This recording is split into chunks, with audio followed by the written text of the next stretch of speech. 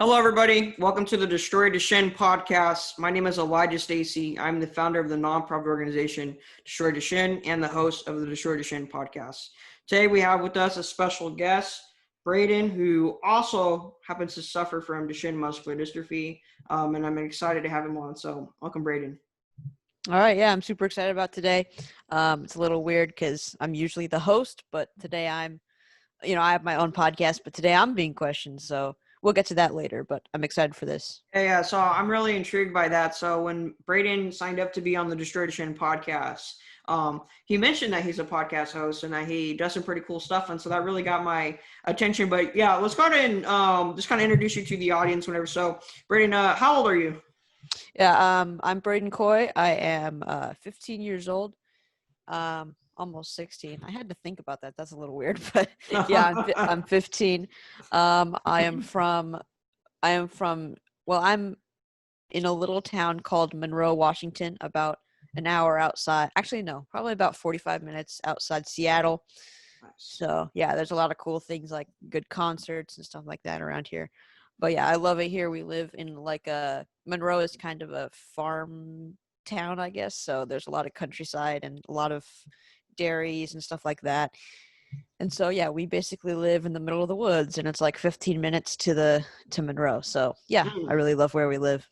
Now I can already tell right now just by talking to Bradon the first few minutes. So he has a great personality. I mean, he's you're really articulate. You're really articulate. Thank you. You too. So Bradon, let's talk about what you like to do. You know, what is your hobbies? What do you find interesting about life? Yeah, so I actually have way too many hobbies, but yeah, basically, yeah.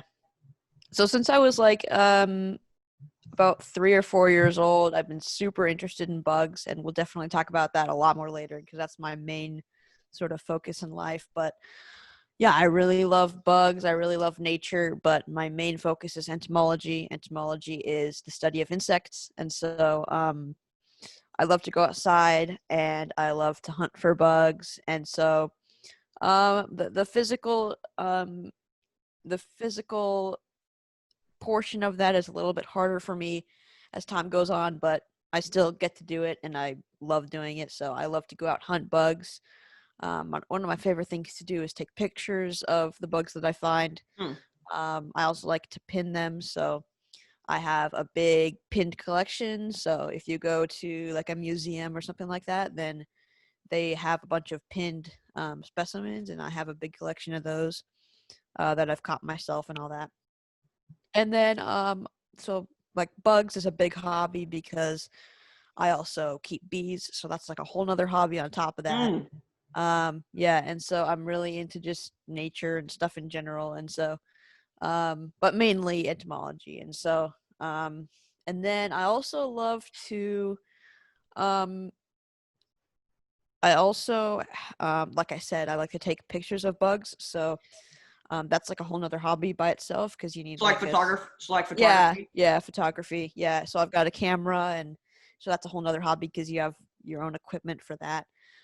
But then also that brought me into another hobby, which is just photo and video in general, right? So I actually do video for really whoever wants me to do it. My dad works for a painting company, and so in Monroe, and so they're a painting company in Monroe, and so I do video and stuff of them painting in their houses and stuff like that.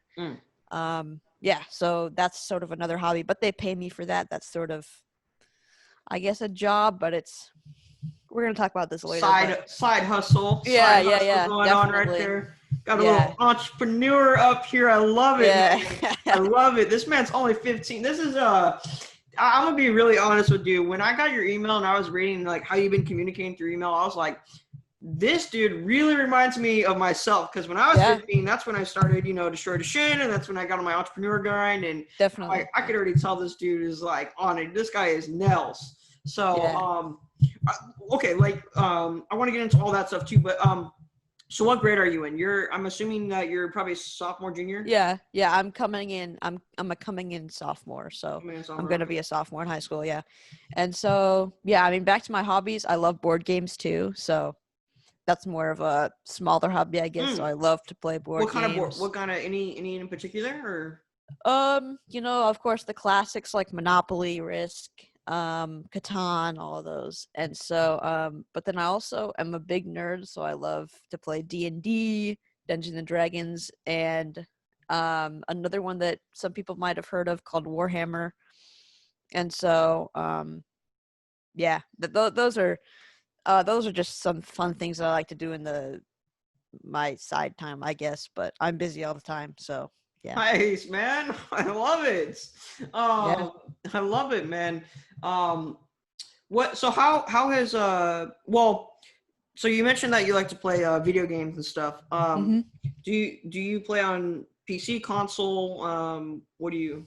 Yeah. So I have a Xbox One, and then I have our whole family is all Apple stuff, so we don't really have any PCs to play on, and Macs aren't really for gaming. So yeah, I do Xbox One. We had a 360, we had a Wii, but those are kind of older and we don't really play them. But I play Xbox One primarily. Nice. And then my brother has a Nintendo Switch, and so I get to play that sometimes. But nice. How many siblings do you have? So you mentioned a brother. Yeah, Older, younger? yeah. So I've got a younger sister and a younger sister, an older sister, and two older brothers. So I've got two brothers, two sisters. I am the fourth of five, and so I'm the youngest boy. So Oh, you got a big family.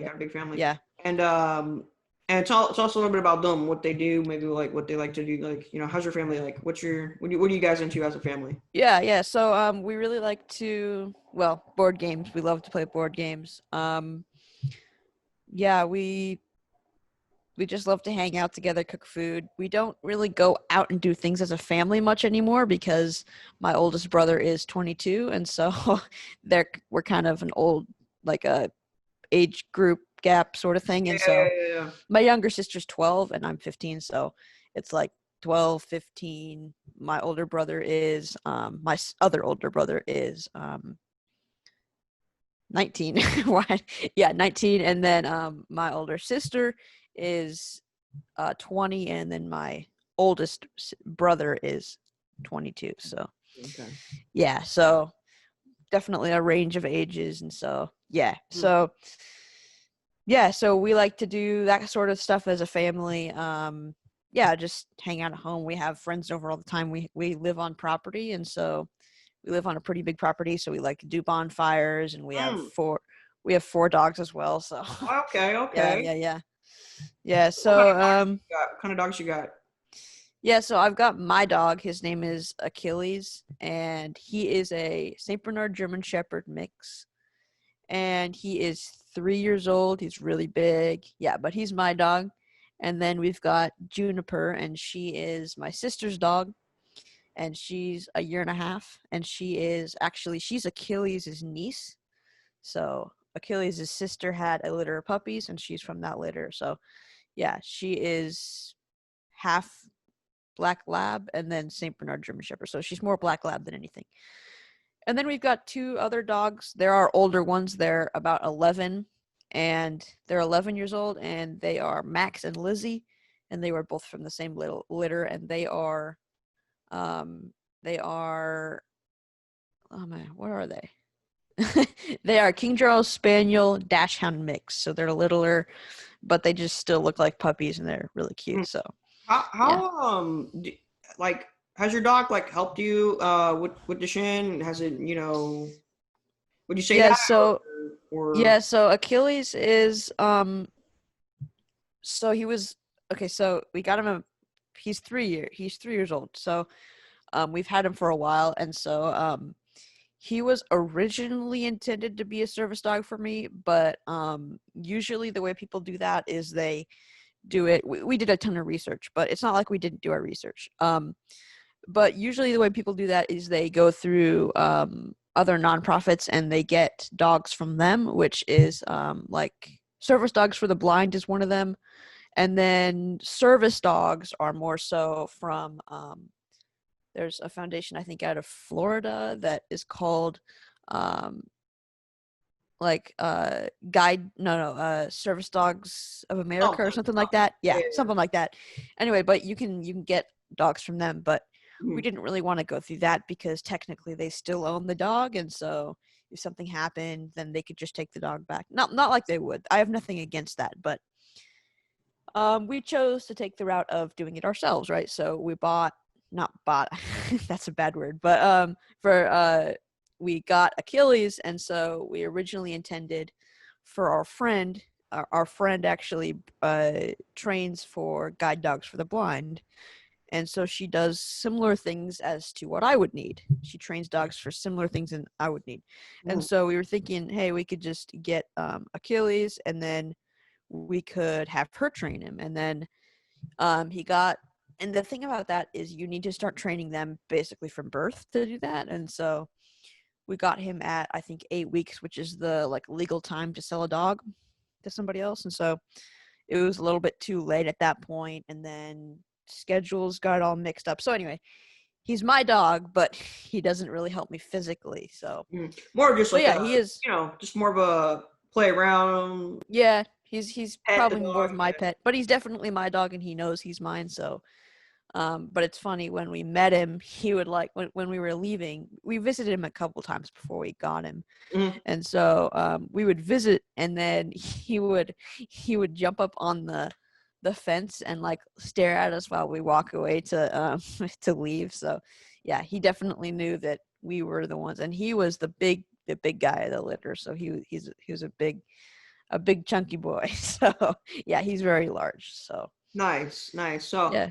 okay. So I want to go back to high school. How has high school been for you? What's your experience with high school? Do you like it?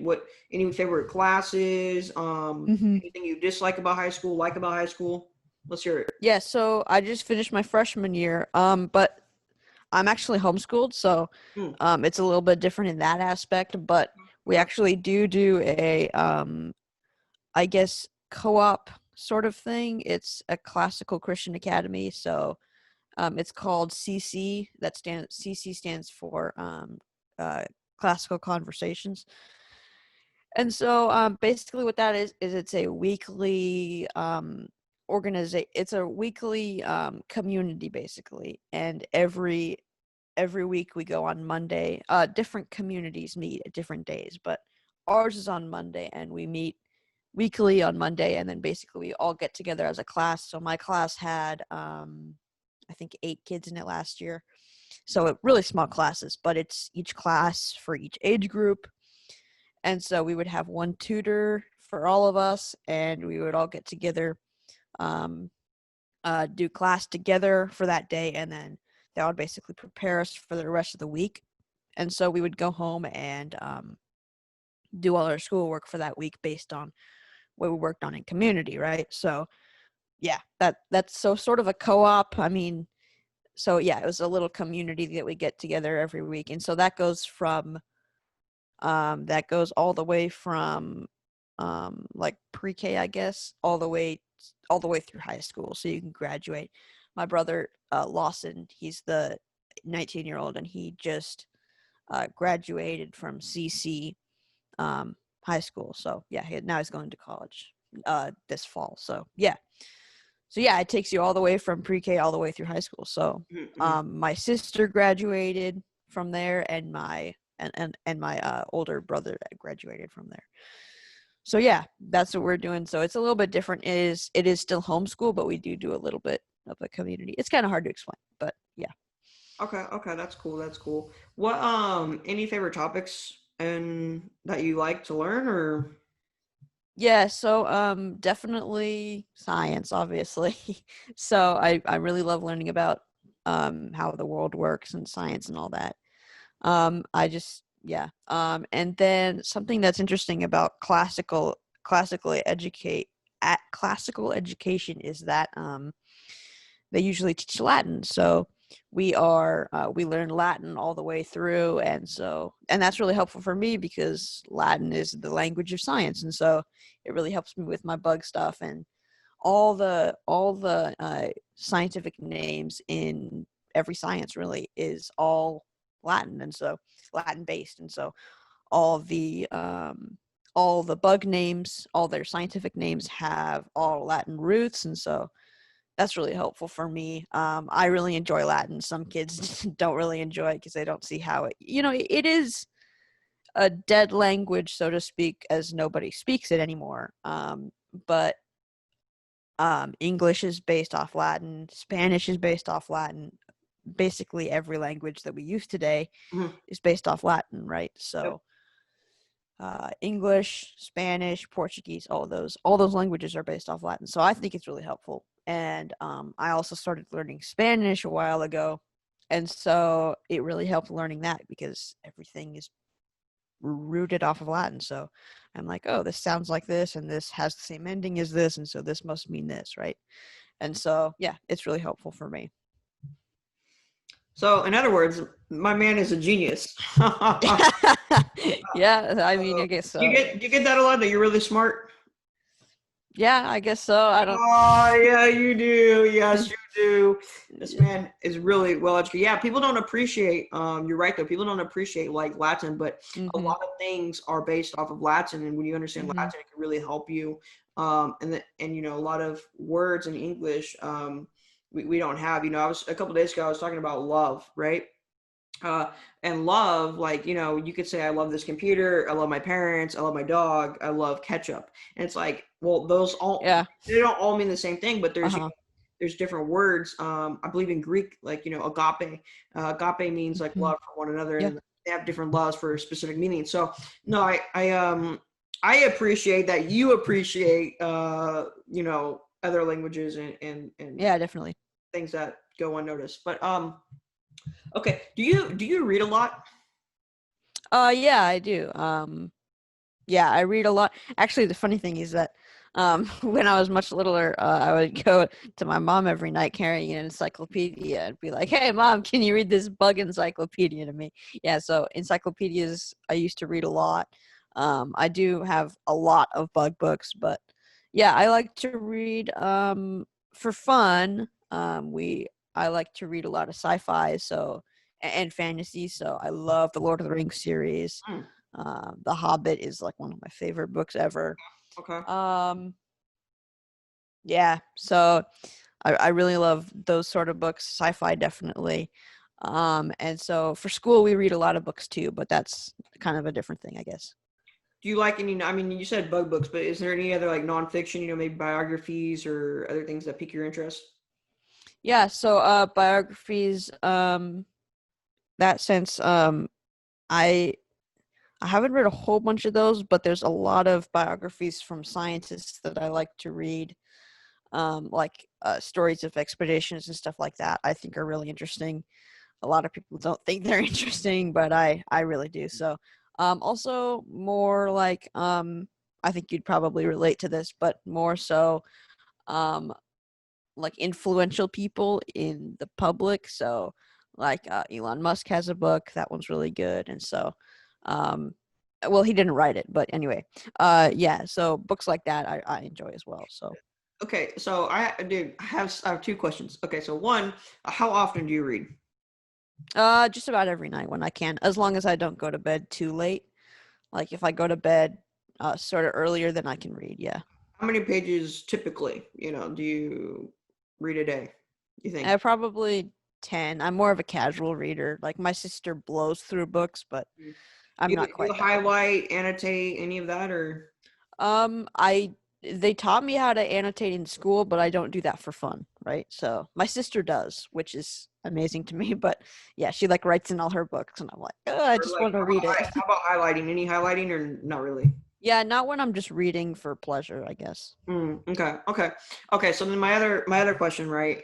So I highlight a lot, right? And I do that for Mm-hmm. fun because I like to obtain knowledge to solve problems, and that's fun to me. So I don't know, maybe I'm a weirdo, but that's how I like to read. But my second question is, what are some of your role models, right? Like you mentioned Elon Musk, and so you give me strong Mm-hmm. entrepreneurial type of vibe. So do Mm-hmm. you got any role models, businessmen maybe, or people that you look up to? Yeah, so the first thing that comes to mind is my dad taught me how to uh like tithe, so tithe for giving, tithe for investing in savings and all that. So 10% to savings, 10% to investing, 10% to giving of everything I get, right?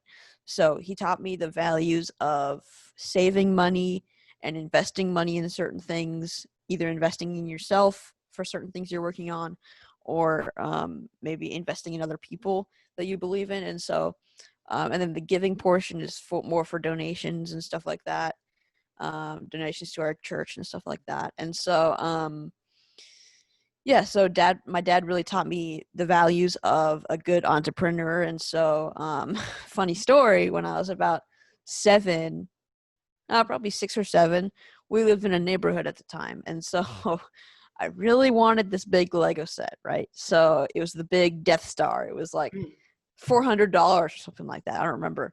But so little me at the time decided I'm going to sell candy and I'm going to raise money to get this Death Star because I really wanted this Lego set, right? And so what I did is me and my mom went to Costco, the Costco wholesale store, and I bought candy in bulk. And then I would put the candy boxes in my wagon and I'd lug it around the neighborhood. And I would sell candy to everybody in my neighborhood. And then eventually I went to baseball games for the local little league and all that.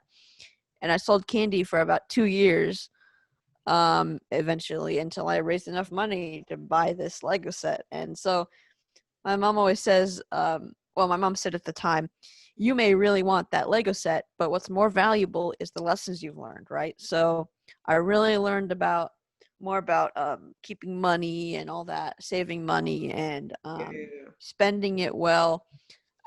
You can't just spend all of it, otherwise you'll have none left and nothing to do this again with, right? So, and I've definitely taken that into account with my academy that I run and all that. And so, yeah, that's definitely where I learned my entrepreneur sort of mindset.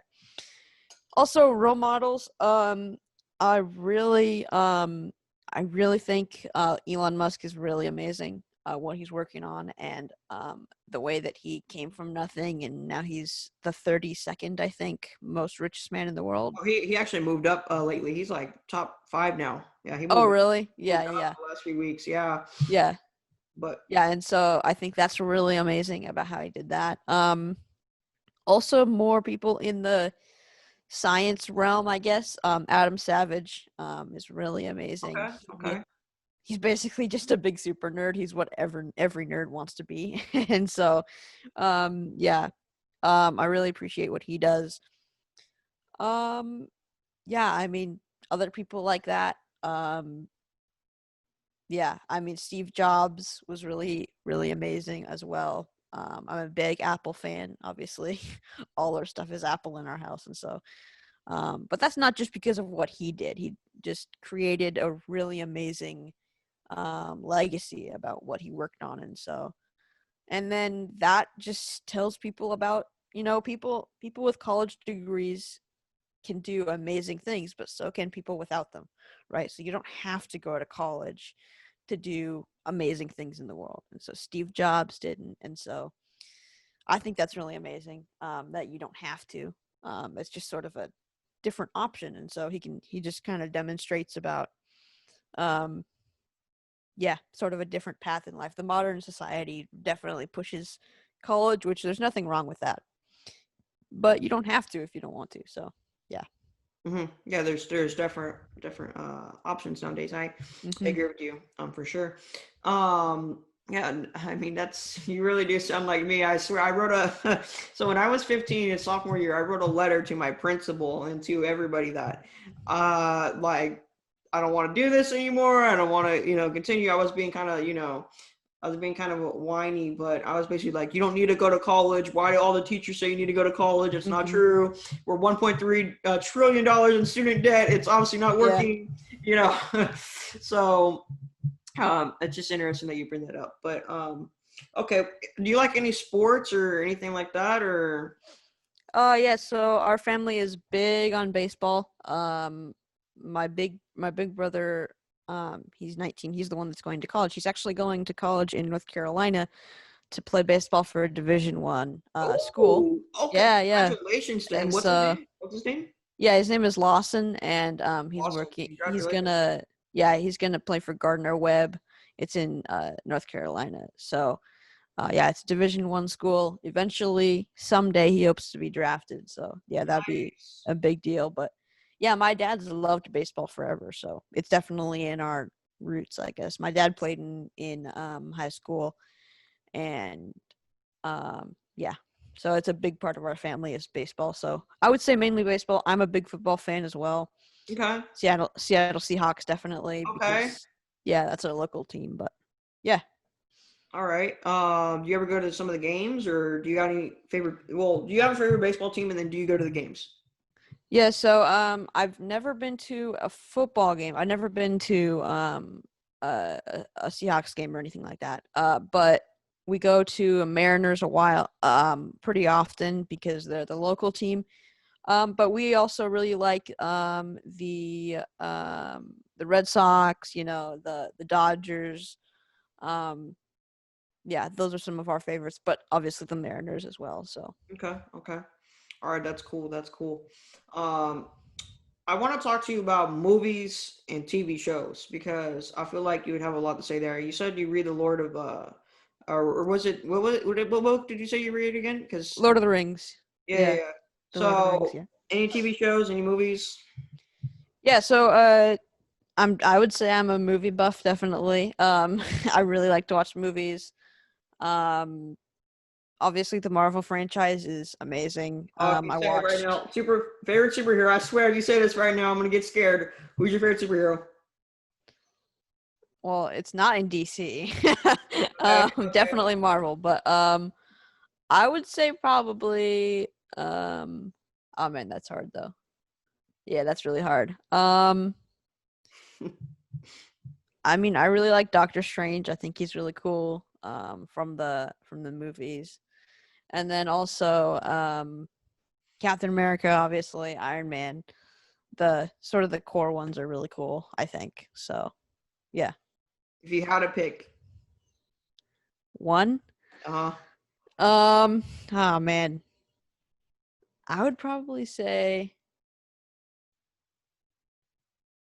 man, that's really hard though. Uh, um that's really hard. My favorite Marvel superhero. Man, I don't know. I think I'd have to say Doctor Strange. I mean, okay, he's just yeah. okay. I think it's just a really cool character development and story arc, I guess. His character is really interesting to me, I think. So. Mm-hmm. Oh, definitely. Mine is Iron Man, right? So I love Tony Stark Mhm. and like how he uses his Mhm. knowledge to solve problems and whatever. And it's actually him that contributed to inspiring to start Destroy Duchenne because I was like, Mhm. yeah, why don't I use my passion for business and interest in life and use knowledge to do something about it. And so yeah, I really like Iron Man. But okay, that's Mhm. cool.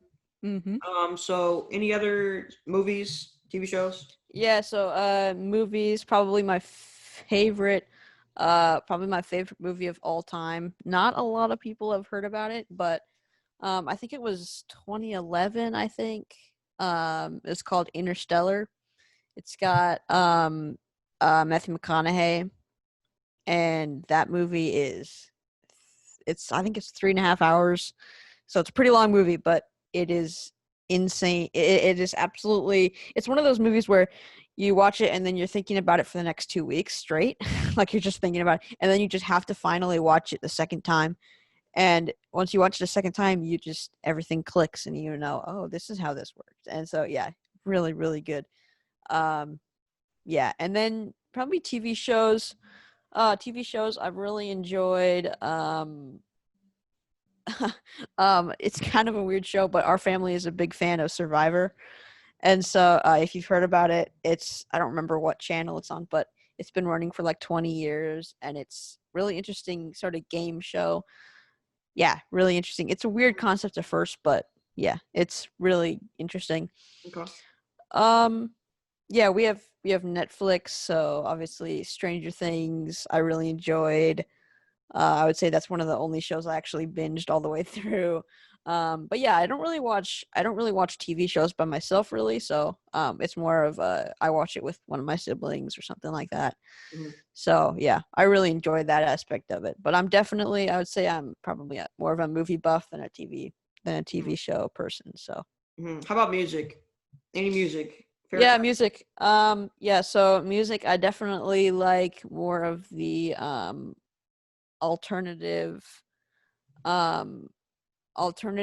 actually no, you know what, I would say probably the only music that I don't love all of is rap, but then again there's a couple artists in rap that I actually enjoy, so I don't know. But basically everything else other than that is I love, so really Okay. anything. Yeah. Okay. Cool. So serious question now, really serious question. This is I have to ask every single person that comes on the podcast this question. Very serious. What is your favorite type of food? Favorite type of food? Oh Yeah, man. this is important. We have to know this. Yeah, so like I said, I have a lot of hobbies, so I actually do like to cook a lot. I would say probably 70%. What doesn't this man do? Yeah. So I'd probably say 70% of our dinners I cook. But Out of here! Get out of here! Oh my gosh! yeah. So what you cook, man? What do you cook? I'm gonna have to come up I to mean, Washington to get some food, man. yeah. So I cook dinner quite a bit. I don't cook breakfast for everybody, but yeah. I cook breakfast for myself a lot of the time. But yeah, for dinner I really like to cook. I really like the Mexican cuisine as well. So yeah, like the other day I made steak fajitas, and yeah, I really enjoy to make delicious. Oh my gosh. good food. Yeah, yeah, and then the classics like burgers. We have burgers every so often, but yeah, I just enjoy them. I just like to make enjoyable, good food that's not too unhealthy. So yeah. Nice. Any favorite restaurants? Maybe fast food places. Talk about unhealthy. Yeah. Anything like Yeah, that. we don't get fast food very often. I don't get fast food very often. But I think my favorite fast food chain is probably Chick-fil-A.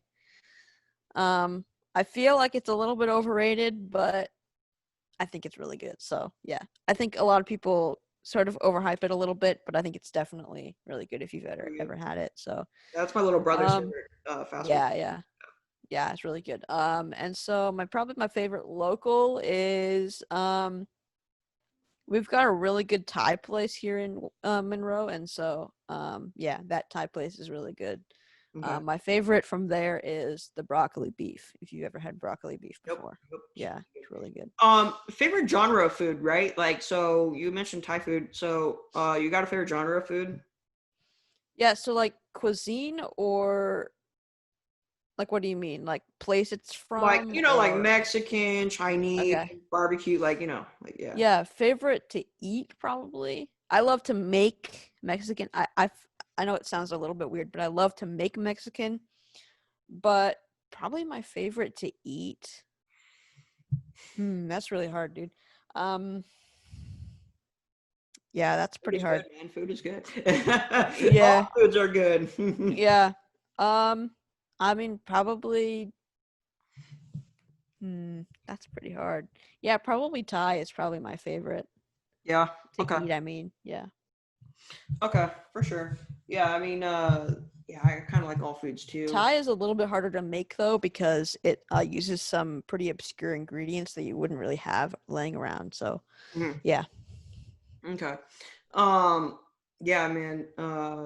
Food is always an important thing because I feel like food is what unites people together. In a lot of ways. But it's always good to get some good food. Any desserts?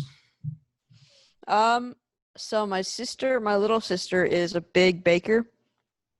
Like she bakes all the time, and so probably my favorite. She makes so. Keep in mind she's 12, and she makes an insane cheesecake. Like this cheesecake is really, really good. It's the best cheesecake I've ever had. But Yeah, it's really good. She makes it for special stuff. She doesn't just make it anytime, but yeah. And then also she makes something called a Swiss roll. It's like cake, like thin cake rolled up with like frosting in between, like a swirl. Yeah, anyway, it is really good. She makes like an apple one, a carrot one, carrot cake one, a yeah, she can just make a bunch of flavors of that. That's really good. So I'd say that one's probably my favorite. Okay. Okay. Um, that's cool. That's cool. So I want to get into the bug stuff now because I'm curious and Yeah, yeah. I want to talk about that. So so from your email you said that you run an educational academy for kids. It's called Mm-hmm. Little Dudes Insect Academy. Yeah. Your passion is to share the amazing world of insects with everyone I can. I do this Mm-hmm. through my live bug classes and my podcasts. As I'm experienced. Okay, yeah. So why don't you tell us about Little Dudes Insect Academy and Yeah, all? so another interesting thing is in 2015 when I was about 10 years old, um I've always been interested in bugs, but in when I was 9 and 10 years old, that's when I got the opportunity for a Make-A-Wish, right? So I got I got a wish with Make-A-Wish, and so I instantly knew what I was going to do. A lot of people don't really know what they're going to do at first, but yeah, I instantly knew that I wanted to go on an insect safari to the Amazon. And so in 2015, I was 10 years old, and Make-A-Wish sent my whole family to Panama for a whole week. And so basically that just exploded my love for bugs even more. And so I was pretty obsessed already. And so I came back and I was just full of sparkles, I guess. I was just so excited. And so we took a bunch of pictures and all that. And so basically I came home and I was like, man, I really need to share this with other people. And so 10-year-old me, actually I was probably 11 at this time, but I got home, and when I was about 11, I decided I need to start teaching other young kids about what I'm learning about these amazing bugs. And so originally this started as, and I started teaching in-person bug classes. And so families would pay, I think it was like $25 for a kit, a bug pinning kit. And then at the event, that family of probably usually one or two kids would be able to pin their bug with live instruction from me. And then afterwards, we held my live bugs. It was just a big bug related experience. And so in 20 actually no last year, I did my most and I've just been doing those live bug classes ever since. And so that's where my Little Dudes Insect Academy was born. And so basically I've been teaching live bug classes ever since then in person. And so, but lately, with COVID, I haven't been able to teach the in-person classes. So in August, in August, this was before COVID, but in August, I did a week-long bug camp. That was the first one I did. I would love to do it this year again in August, but I'm not going to be able to do that. So, but yeah, they came for a week and they did crafts and they did live bugs. They got to hold my live bugs, pin bugs. And Are so you like then, teaching them like when you say you have these like are you these classes you're like teaching them like like yeah, yeah, yeah. So I've usually got a whiteboard or a projector screen, and I point out all the little parts and stuff like that, and I teach them how to handle bugs, how to be gentle with them, and all that. Yeah, it's basically a whole art of its own. And then teacher, a cook, scientist, entrepreneur, intellectual. What don't you do? and so yeah, about a year and a half ago, actually probably almost, but yeah, about a year and a half ago, yeah, year and a half ago, I started. Well, okay, this is really random, and I sorry to interrupt, but you mentioned investing earlier. Do you invest too? No, not really, but I sort of I do like set money aside to invest in little dudes, I guess, like Okay. invest in my Okay. own. All right. Okay. I was just like, Not in other people. No. I'm gonna add that title to you too. You're an investor too, but all right. But Yeah, no, not yet. Go ahead. Yeah. So basically a year and a half ago, I started my Little Dudes Insect Academy podcast. And so I had an online presence before that, and that was sort of to connect with families and have them come to my classes.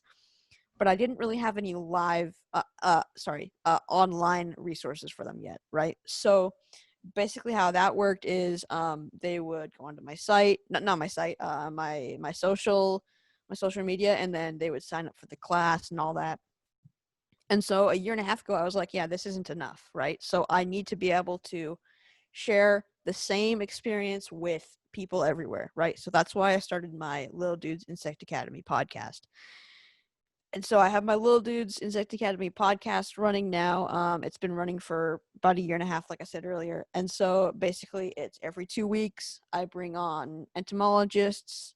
Sometimes it's just me talking about a new thing in the bug world, but it's for all ages. And so, yeah, I interview real life entomologists from all over the world. We talk all about bugs and all that stuff. And basically it's just an entomology focused podcast. And so, yeah, basically I've been doing that since then. And then ramping up this next year, I haven't talked to a lot of people about this, but I'll have a podcast, and then I'll be launching sort of an online course. So think masterclass sort of, or an online course. And so they're going to be able to sign up, pin bugs, take pictures of bugs, learn how to beekeep, all that stuff. And so I'm going to have a bunch of online courses. And so that's sort of a newer thing that I haven't really launched yet, but I'm still working on that. And then, yeah, people will be able to sign up there and all that. And so I'm also working on a website. And so that's not up yet either, but that's where people can sign up. They can sign up, they can do the online course, they can listen to the podcast, they can watch my YouTube, they can just everything Lil Dudes is going to be on that website. So it's not quite out yet, but that's definitely coming. So yeah, Lil Dudes is just designed to teach everybody and anybody. It's sort of focused towards the littler kids, but the podcast is definitely for everybody. And then the online courses will sort of be for the littler kids that want to do the hands-on pinning stuff. And so, yeah, that's basically what Lil Dudes is. My goal is to teach anybody and everybody that I can about the amazing world of bugs. And then I say sort of the motto is that the entomology and bugs is sort of the gateway to the sciences in general. And it sort of sounds weird at first, but if you think about it, I've met a whole ton of people that started in bugs when they were really little, like 6 and 7 years old.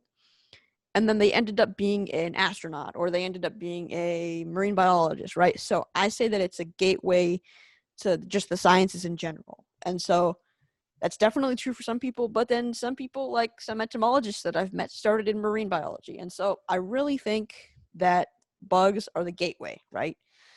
So that's really what I'm doing, is I'm unlocking the gateway and I'm letting more kids access it so that they can go on to do big things, right? So that's really my big goal. From what it sounds like, your deeper meaning is, yeah, this is the bugs, but really the overall goal is to get people more interested in science in general, right? To unlock definitely that passion for it, and you're just using the interest of bugs as a method to get people there. Yeah. I love that. That's your why. That's your deeper cause. I really think that's I think you are onto something. So you understand. You really understand, in my opinion, business really well, because I think that if you look at the most successful companies of all time, they have a bigger overall goal. Like Apple is not just about selling you an iPhone. It's about, in the words of Steve Jobs, it's about making tools that helps enhance humankind, right?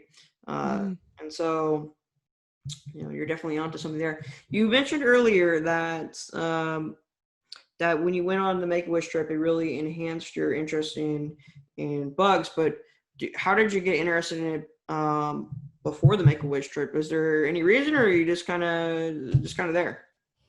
Yeah, I'm not really sure what reason. I mentioned earlier a while ago, but I was interested even when I was like 3 and 4. So when I was 3 and 4, I probably first noticed them. And yeah, I'm not really sure why. I was just more interested in it than my siblings were. And yeah, so I don't really know what it was. I was just really fascinated. Like they look like little, I don't know, like the ants look like little kingdoms, and the little beetles look like little robots, right? So it's just really fascinating just watching these little tiny guys that are very overlooked just do their thing, right? So yeah, I really don't know. I can't put my finger on it, but I was just always fascinated in them. And it's probably because they're all so different from each other, just like us, right? So each bug is so different from each other that some you don't even know if they're a bug, right? They don't even look like they're from this world. And I think that's just like us. We all look different. We all we're all different just like bugs are. And so I think that's really the big thing, is that they're all so unique from each other, and they're so unique from us, really. Deep thinker too. You're a deep thinker too. I could see it. Mm-hmm. You're no, for real. That truly is deep thought right there. And I once again I appreciate that. I appreciate people that can go deep and Mm-hmm. really, not just look at things from the surface level, but kind of connect unrelated things together, if that makes any sense. Mm-hmm. Um, yeah, that's really cool. That's really cool that you have an interest in that, and that you're doing that, and that you're passionate about it. I think that's good that everybody finds their passion and does it. But it sounds like you're definitely on a roll, and definitely sounds like it's leading you, or it's going the way that you want it to go. It's right. Um, Mm-hmm. Kind of pivoting a little bit from that, I want to kind of get into Duchenne a little bit now. Yep. Talk about that. So, how old were you when you first found out that you had Duchenne? Yeah, so to put it shortly, I was 7, so that's actually a lot older than some boys are. Some boys are 3 or 4, or maybe even at birth, like they find out. So, um, yeah, I was 7 when I was diagnosed, so that's definitely a lot older for than a lot of people. So, I sort of lived my life like a normal kid. And then I didn't really care for a while because I was only 7 and I was still hunting for bugs, right? So, and so yeah, but now it's actually a big part of my life. I'm in a full-on power wheelchair, and so well, I mean I've been in it for almost 2 years. I've had this chair, so yeah. But I was in a scooter for a little bit before then and all that. But yeah, I think it's just a big part of it's not who I am, but I think it's a big part of my life, right? So Huh. I just need a couple things to help me out. I'm sure just like you do. A special van, yeah, stuff like that. Just Yeah. little things that just every day just help me out, right? So when did you become aware of it yourself though? So I'm assuming that you were diagnosed when you were 7, but like when did you like fully understand? Okay, I have a disease. This is what the disease does. Like when did that kind of cross your mind? Yeah, so basically so funny story, because nobody else in my family has ever had Duchenne. A lot of the time it's carried by your mom, right? So neither of my brothers have it. And from what we can tell, I'm a unique mutation, right? So I have Duchenne and my symptoms are exactly the same. But something interesting is that we were at my doctor's appointment this year. I have a yearly doctor's appointment, and so it's basically a whole day, all day doctor's appointment every year. And so they broke it down for me this year because I wanted to know about it, because I think it's really interesting about the genetics of it. And so basically how your it's not like I'm telling you this, you know all this, but basically I'm telling this to the viewers, but basically how Duchenne works is it basically your body is unable to produce the enzyme called dystrophin, right? And just dystrophin is what is used to repair muscle tissue, right? So when your muscle tears, it just can't repair all the way, right? So basically when you work out, you feel sore, and that soreness is your muscle tearing, right? And so it doesn't hurt for us or anything, but it usually just goes away, right? But it goes away for me. Like, I'm not sore forever. But my muscles just don't come back all the way, right? So over time, they break down. And so something very interesting is the way that enzyme works is it reads through DNA, right? And so if you have a complete DNA dystrophin strand, right, then you can repair your muscles. But basically what most Duchenne kids have, most Duchenne boys, Duchenne only occurs in men, but basically what happens is it reads through, but usually there's either a whole sentence missing or there's an end of a sentence or something like that on the DNA, right? And so, but the very fascinating thing about mine is that mine, there are I think they told me like 70 something 79. 79, there you go. 79 strands, 79 letters, they say, in the strand. Yeah, exons, yeah. You definitely can explain it better, but yeah, 79 exons. And so basically how your body does is it reads through it and then it can produce that enzyme, right? But usually you're missing a whole sentence or a couple letters or something, but I am missing letter 7, right?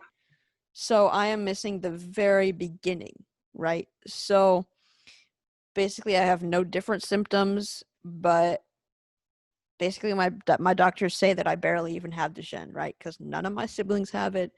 My uncle doesn't have it. Nobody in my family has had Duchenne, and none of my family has had a neuromuscular disease to begin with, right? So we're pretty positive it's a unique mutation. And it was like something like, well, when I first was diagnosed, it was something like one other boy in the world had that same letter missing.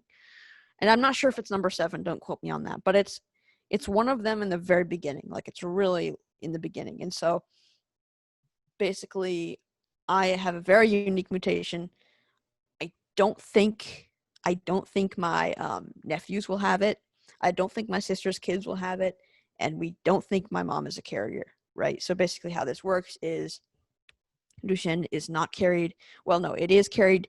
Duchenne is carried through the female, but the female doesn't actually get symptoms, but they do transfer it to their male kids, right? So, but Dane and Lawson don't have it, right? So I'm the only one that has it. So my doctors are pretty positive that I am a unique mutation. And so that's something very interesting. And that's why we didn't find out until I was 7, right? So, and I didn't have any clue until I was 7. There was one day when we were running around, I was running around with the neighbor kids, and I came crying to mom, and I was like, I can't run quite as fast as all the other neighbor kids, right?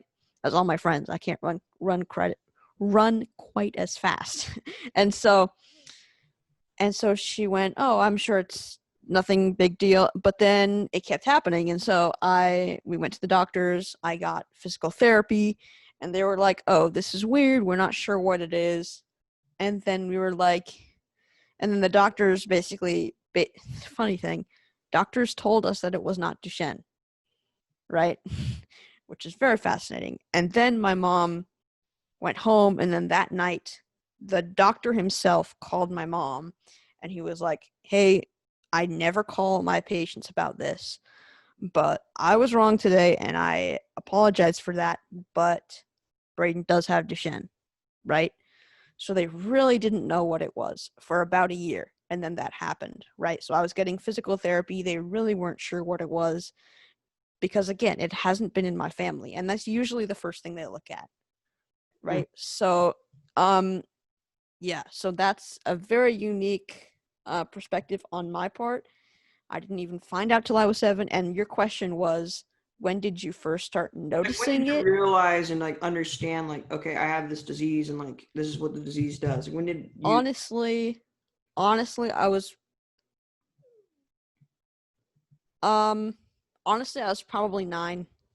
Yeah, I was probably 9. So I had a completely normal life before then. And then when I was even when I was 10 and in Panama, I like for the big hills and stuff, my brothers carried me up, but I could do everything else, right? So I just got tired faster. That's all it is in the beginning, right? Yep. And so yeah. So I really probably didn't know until I was 9, right? And I was diagnosed when I was 7. So, I mean, I was basically clueless for a while, I'm sure. So, yeah. But yeah, it's a big part of me now, but I mean, it doesn't stop me from doing that. So, I have this power chair that I run around in my yard and I collect bugs and stuff like that anyway. And so, but yeah, it is a big part of my story. And so sometimes people stare at me or little kids are afraid of me or something, but I don't act any different, right? So, Exactly. yeah. That's key. Yeah. Going back to it, because I'm really interested, because I have a similar story, believe it or not.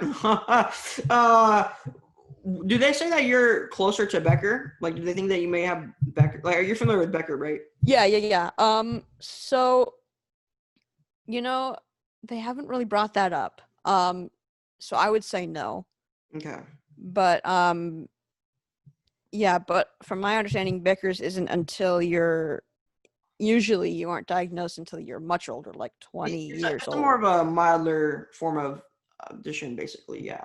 Yeah, but it manifests itself much later. So, from my understanding, it's not until like late 20s that you find out that. But yeah, I haven't even heard anything about that. But yeah, all for all intents and purposes, I have Duchenne, right? And I'm diagnosed with Duchenne. Like my medical ID says Duchenne on it, right? Mm-hmm. But I do have a unique mutation of it. But I don't have any different symptoms. It's hard to explain. No, I have a very I know unique exactly. strain. Yeah, I know what you're saying for sure. I know what you're yeah. saying. But yeah. Okay. So you said that you're about 9 when you kind of understood that you have a disease or whatever. Mm-hmm. How did that make you feel? Did you ever feel like, oh, like, did you take it a negative way? Like, did you take it a positive way? Like, how did you view it? That's a hard question because, I mean, I was basically just like, it is what it is. And I'm still that way, right? It's not like I can fix anything, right? So it sort of is what it is, right? And so I'm not afraid to talk about it. If people ask me, I'm upfront with them, right? So, I mean, I don't try to hide it or anything. So, I mean, I guess I have my days where it's a bummer, but it doesn't matter, right? So, yeah, it is what it is, right? So I am bummed about it sometimes, but I think it's honestly I can use it for anything, right? So I believe that even if you can't walk or you maybe need help breathing or something like that, you can still do something. You can still provide for your family, right? So even if you can't move at all, you can still provide for your family. That's what I believe, at least. So yeah, I can't walk, but I'm definitely gonna provide for my family, and I completely plan on doing that, right? So yeah, that's it. I mean, it doesn't slow me down, right? So yeah, so sometimes I have my moments of being sad or upset about it, but those quickly go away, I guess. And so yeah, I mean, in the beginning, I guess I had a couple. I guess I had a couple moments where I was sad about it, but not so much anymore. So Yeah, no, I like that. Basically, what you're saying is like nothing is stopping you. You're determined to be successful no matter what. No wheelchair, no Duchenne, no, it mm-hmm, doesn't matter. You're going to be successful, and I think definitely, that is literally the same mindset that I have too. It literally yeah. do not care what you're deriving. We're going through. We're going through. Mm-hmm. I love that, man. I love that. Yep. What do you think you'd be doing if you didn't have Duchenne though? Do you think that you'd be doing anything different or not really? Oh, that's a good question. That's a really good question. I don't think I'd be doing anything different. I mean, I think I would be going more into the field science route, but I'd still definitely be super into bugs because I was before that, right? So it's not like I got addicted to bugs after. Sounds like a drug, but no, I got addicted to bugs. It's not Bugs, like, bro. yeah. Yeah, yeah. It's not like I got addicted to bugs after the diagnosis, right? So, I mean, I was always into them, so it's not like I'd be doing anything different. I think I would be doing more of the field science, field biologist sort of route, but still in entomology, right? So I'd be doing the similar things, but just sort of a different focus, right? I probably wouldn't be teaching as much as I do, which I love teaching, and my parents say I have a gift in it, but Yeah. So, I mean, I think I would be doing entomology, but I think it would be more of the field stuff that I'd be doing more of, which I still do a little bit of, but I'd be traveling more probably because traveling with a wheelchair is pretty difficult. Yep. Yeah, but I'd definitely be doing more field stuff. I'd probably more of lately, probably the last 2 years, I've been doing a lot more video and a lot more photos. So I'd probably be doing more, like maybe filming for a nature documentary or something. That would be super cool. And I think that's something that I would do if I weren't in the situation that I am. So, but I'm completely happy with doing what I'm doing, and I absolutely love it. So I don't think I would have it any other way. So yeah, I think if I didn't have Duchenne, then I would be sort of a different focus, but I'd still be in bugs. So Do you think that Duchenne has made you a better person?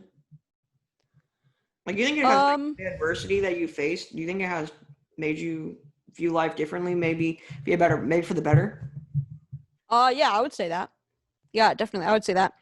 I definitely am a strong believer in that. I guess suffering or difficulty equals freedom and better things, right?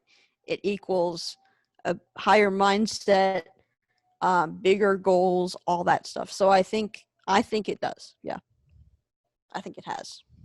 Yeah, I like that answer. I would agree with you too. I think that adversity and our suffering, um, it truly does develop you as a person. It makes you have better character, and when you have better character, you have hope that the next time that you face the adversity, you're going to be able to overcome it because your character is strong, Mm-hmm. your mind is strong. Mm-hmm. Um, is there anything about Shin that like scares you that you're afraid of? Like, does it create any type of fear? Like, what's your thoughts on that? Okay. You know, I wouldn't say it's anything like physical. Like I'm afraid of anything physically, but I would probably say, man, I don't know. That's pretty hard. Um, I'd probably say like man, I don't know. Like probably being left out of things because people don't know how to like talk to me or deal with me, or they don't know how to accommodate for me is the big thing probably. So I mean, probably being left out or pushed to the side is probably a bigger fear than any of the physical attributes of Duchenne. And so I think that's more of, yeah, I don't know. That's sort of a hard question, but yeah, I wouldn't say anything physical about the disease, but probably more of the social aspect of it. People don't really know how to deal with a wheelchair a lot of the times, whether it be a building or they don't know how to use certain wheelchairs and stuff like that, or they don't know how to talk to you, or they don't know how to uh, like they don't know how to like I don't know. It's hard to say. Um, they don't know how to um, they don't know how to I guess interact with you is more of a better word, I guess. So I think people like that is probably more of a bigger fear than the physical attributes of Duchenne. And so yeah, that's probably being left out of things for that, or not people not knowing how to deal with me, or yeah, anything like that. I'm not really afraid of the physical aspect of it, but Yeah, I think that's a real.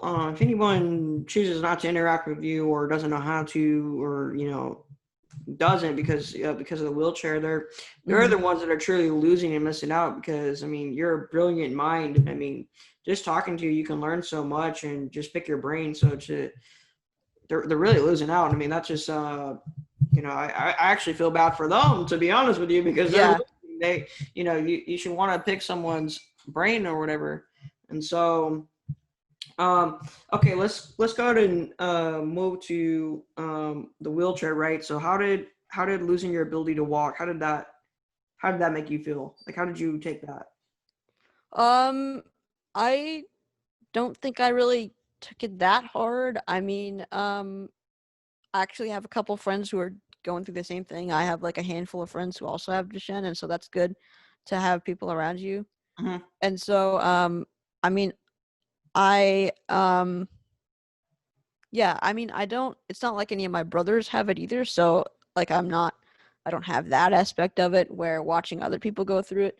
So, but yeah, I have a ton of people around me that went through it with me. I mean, I would say that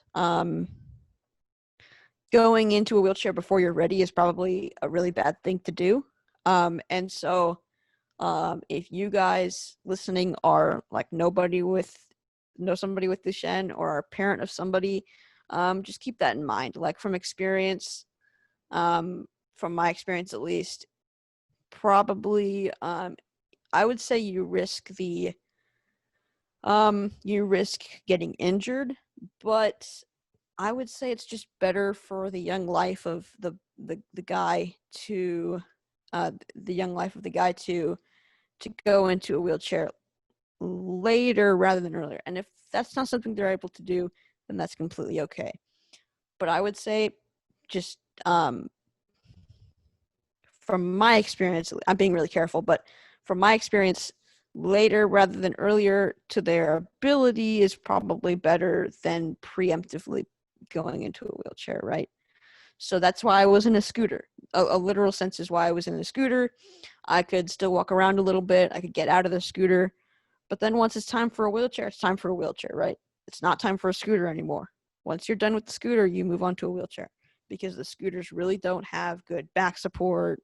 I was having back problems for a while because I was in a scooter for a while and I wasn't walking anymore. And so a wheelchair is probably better for that time of your life where you're basically done walking. And so I am really blessed to not have broken a bone. I know a lot of people that break bones and then they're in wheelchairs for then after, right? So yeah. I'm really blessed that didn't happen to me. But I know a lot of people who do that as well. So, I mean, yeah, so that's how I did that. But I mean, yeah, I think that's just about it. Yeah, no, I would from my experience too, I think, live your life as best as you can, live it as normal as you can, and when the wheelchair is needed, then the wheelchair is needed, but don't try and do something that's not needed. Yeah, just don't be a victim is probably a good way of putting it. Yes, don't be a victim. I agree with that 100%. A victim really will hurt you more, I think, and it will limit yourself too. Absolutely. So you want to, have that mindset that no, you can do things, that you are normal because you are normal, right? It's not, I'm in a wheelchair and I'm Elijah. I'm Elijah and I happen to be in a wheelchair, right? That's how you got to see yourself. Don't see yourself as a person, with Duchenne, but a person that happens to have Duchenne. I know that sounds very similar, but yeah, but it's different, and I think you understand that. I think you understand that. I do, yeah. Okay. So yeah, there's so much to talk about when it comes to Duchenne. One of the questions that I like to ask people is, what do you hate most about this disease? What do I hate most about it? That is another hard question. My bad. I got a bunch of hard yeah, what is the hardest thing?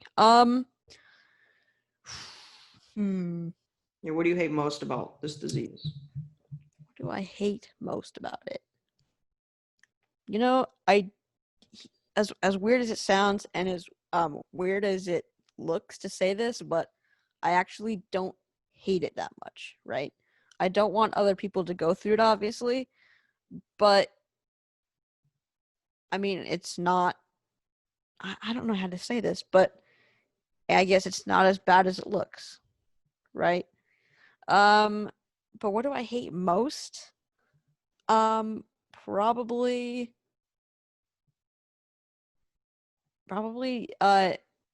not being able to do the same things the same way as other people do, right? So if I'm out with friends and some obstacle comes along, or they want to jump off the dock, or they want to just weird things that people wouldn't think about, is a little bit, discouraging to me because I can't do them the same way as other people can. I can swim, but it just takes a lot more planning than Jump in the pool. than it takes. Yeah. It's not just change your clothes and jump in the pool. It's a lot more than that, right? So a lot of people don't think about that, but it's definitely a big part of the struggle, right? Just everyday things that you do every day that you don't even think about are definitely harder for us, right? So, yeah, I mean, it's interesting to think about, but things that everybody else does on a regular day-to-day basis, just some of them are a lot harder for us to do, right? So, I mean, that's probably the most frustrating thing, is that I can't do everything the same way that other people can do it. Yep. Okay. That's a good answer. It's an interesting answer. I think it's a really true answer. It's the everyday thing is definitely way more of a challenge for people with Duchenne. It's not just go to the bathroom. It's a lot harder. It's not just get into your bed. It's a lot harder. It's not just jump in the pool. It's a lot So the everyday thing is definitely a lot harder. It's not just get in your car, right? It's not just go into your friend's house. It's bring the ramp to get into your friend's house. There's a lot more planning, a lot more thought into how to do the everyday thing. That's definitely for sure. What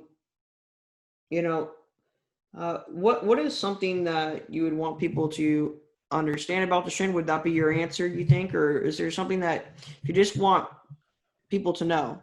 Like, what would that thing be? I think the one thing that people should know about Duchenne is that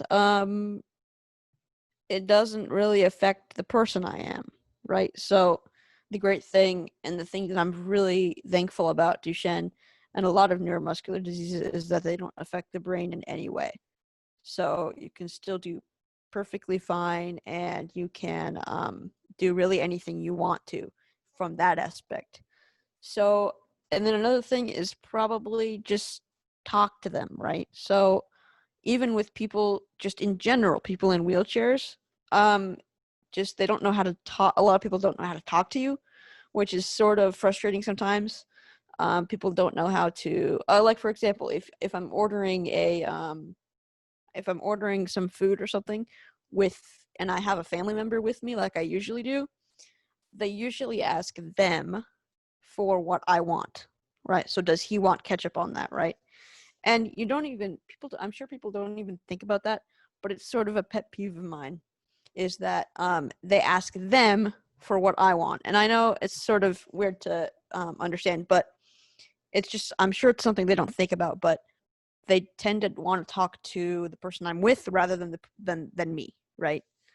So I guess that's sort of something that you guys that people should understand about, just, I guess, people in wheelchairs in general. We're all perfectly capable to talk to. And, sometimes that's not the case, right? But I think you should just go out on a limb and try to talk to them anyway, right? So I think that's my main thing, is that what people need to understand is that I can have a family and I can provide for them, and I can do everything that anybody else can do to an extent, right? And I can have a family and I can provide for them and I can do all those things, right?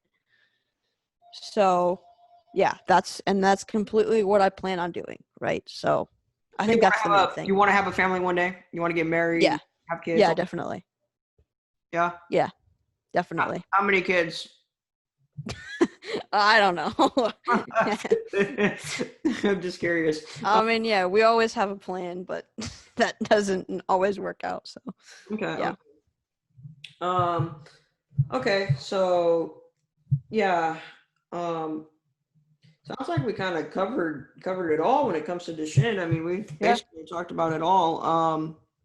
We covered a lot on this podcast. I think I definitely want to have you on the podcast again to talk about it. Definitely. Maybe have you on with some other people with Duchenne. Maybe you can, you said that you know some people with Duchenne. Maybe invite them on. We do a 3, a 4, a 5-way podcast, and that'd be really cool. You just let me know. But Do you have any last thoughts, any last things that you want to talk about for this podcast? It's been a really great episode, in my opinion. Yeah, definitely. I think so too. I really enjoyed this, Elijah. Guys, definitely go check out all the other episodes. And then also when you're done with this episode, go into your search bar and search up Lil Dude's Insect Academy, LIL. It's not little, it's Lil. So like the rapper, right? So LIL, Dude's Insect Academy. And it's the little caterpillar logo. And then those are all my podcast episodes. You guys can listen if you guys are interested. I don't really talk about Duchenne that much, but I plan on definitely doing it. Funny story, actually, Elijah. I was I was thinking maybe I could have somebody on the podcast as like a Duchenne episode, right? Because it is a part of my life, and so I actually had you in mind, and then you you released a podcast, and I was like, oh dang, I should just be on his, and then. But yeah, maybe you should come on my podcast. Maybe I'll come on and then you can interview me and then we can talk about Destroy Duchenne and all that good stuff. So definitely, I'd be down to do it. Let's go ahead and plan that. But okay, everybody go check out Little Dudes. Go listen to his stuff. go ahead. Sorry. I also have Instagram and Facebook as well. I'm more and I have a Twitter, but I would say I'm definitely more I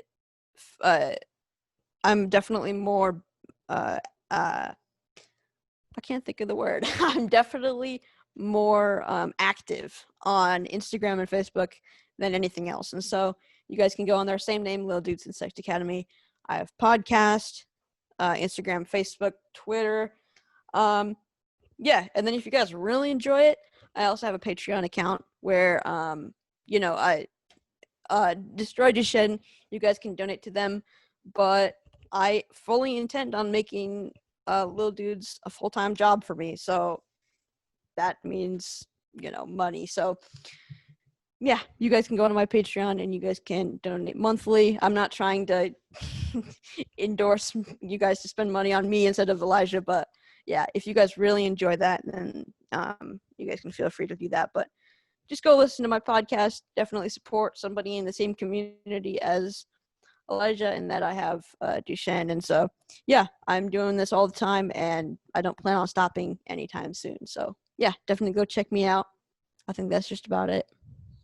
Cool. So, all right then. Well, thank you everybody for listening to the Destroy Duchenne podcast. This is an episode with Bradon, and I think it's been really good. But thank you everybody. And the way we close this podcast is we both say "complete the cure." That's the Destroy Duchenne slogan. So awesome. So on a 3, 2, 1, we're gonna say complete the cure. All right. All right. 3, 2, 1. Complete the cure. The cure. All right. Thank you, everybody.